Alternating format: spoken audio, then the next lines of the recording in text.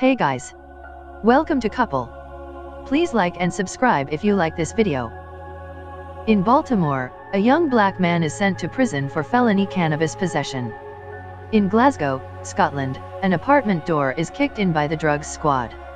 In Afghanistan, a field of poppies is incinerated from the air. In Mexico, police corrupted by drug cartels are implicated in disappearances and massacres. The war on drugs is generally presented as a global phenomenon. Each country has its own drug laws and enforces them as they see fit.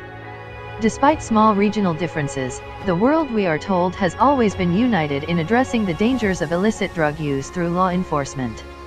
This is a lie. When one traces back the history of what we now call the war on drugs, one discovers it has a very specific origin: the United States. The global development of the drug war is inseparable from the development of U.S. imperialism, and indeed, is a direct outgrowth of that imperialism. Prior to the 19th century, drugs now illegal were widely used across the world. Remedies derived from opium and cannabis were used for pain relief, and less widely for recreation.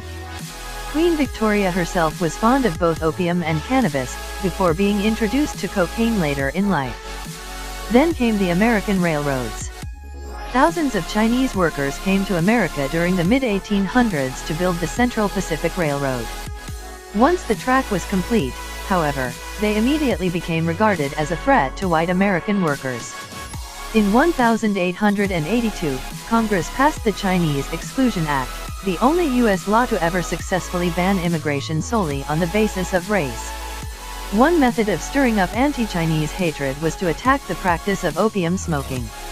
Although morphine and laudanum were popular as a medicine throughout the U.S., Chinese opium was seen as a threat to American Christian morality, and particularly to American Christian women. By 1881, as the Exclusion Act was being debated in Congress, reports began flooding out of San Francisco of opium dens where white women and Chine men sit side by side under the effects of this drug, a humiliating sight to anyone with anything left of manhood.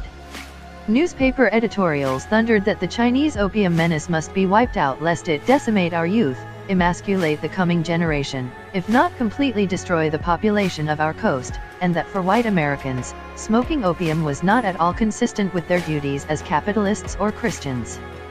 Crucially, however, the first modern prohibition regime was not founded in America itself, but in its first overseas colony.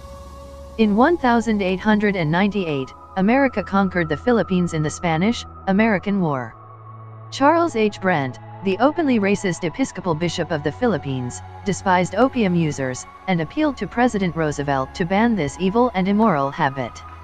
By 1905, Brent had succeeded in installing the first American prohibition regime not in the U.S. itself, but in the Philippines.